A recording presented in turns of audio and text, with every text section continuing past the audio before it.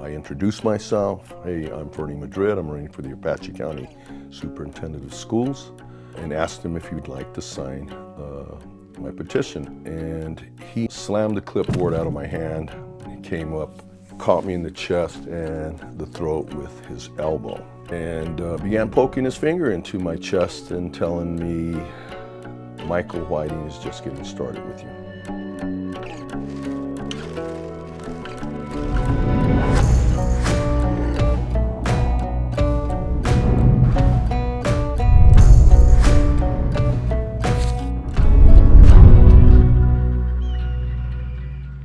My name is Fernando Madrid, and I live in St. John's, Arizona.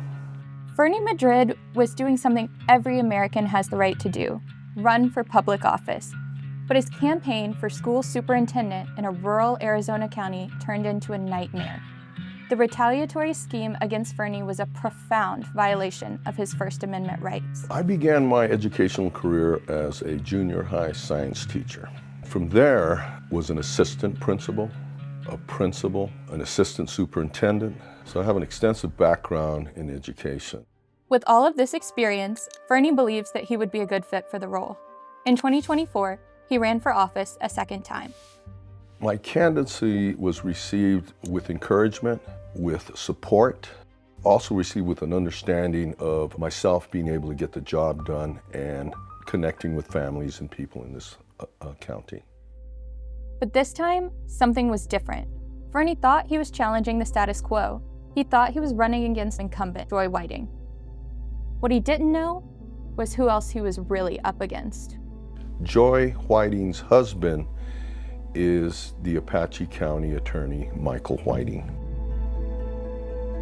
I've known the Whiting family for quite some time and have never had any problems with any of the Whitings. Fernie was collecting signatures to appear on the ballot when two henchmen on Michael Whiting's county attorney office payroll assaulted him in town, and that wasn't the end of their intimidation. I asked him if he would like to sign my petition. He said, sure, why not? And the other gentleman slammed the clipboard out of my hand, caught me in the chest and the throat with his elbow, and began poking me into the roadway.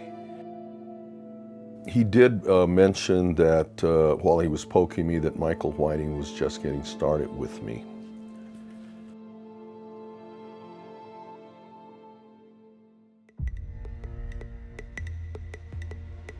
After the incident in town, I received a large, mysterious-looking white package at my home. It just felt a little odd, and I eventually just turned it over to the authorities. Fernie never opened the package himself. He handed it over to state law enforcement. I learned at a later date that there were documents in this packet threatening me to terminate my candidacy for the Apache County Superintendent of Schools. It was pretty scary. The henchmen surveilled Fernie around town, taking photos of him and his home. When the bullying extended to threats to Fernie's family, it became too much. I was actually out of town when Daryl showed up at my home and attempted to hand my son a packet of information. My son put me on speaker.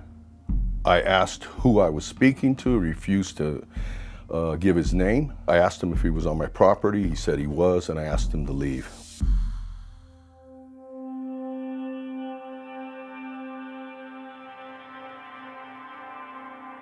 It put me at a very uncomfortable feeling, and I says, I'm going to put my family in danger.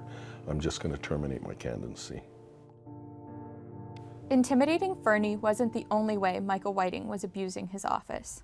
Breaking news, 2 elected officials and a county employee indicted in northeastern Arizona. 4 of his own staff members accuse him of harassment and sitting outside their homes after they called on him to resign. State Attorney General's office is looking into Whiting for possible misuse of public funds and threatening a political opponent, and has previously had multiple individuals follow employees around town.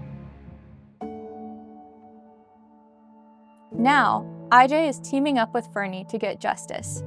My goal with this lawsuit is that people in political office need to be held accountable, and what happened to me should not happen to anyone else.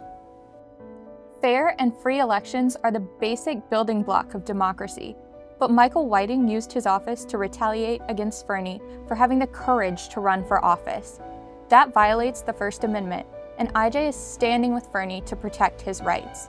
Government officials cannot use their powers to shut down political challengers. Government officials can't go after Americans exercising their First Amendment rights.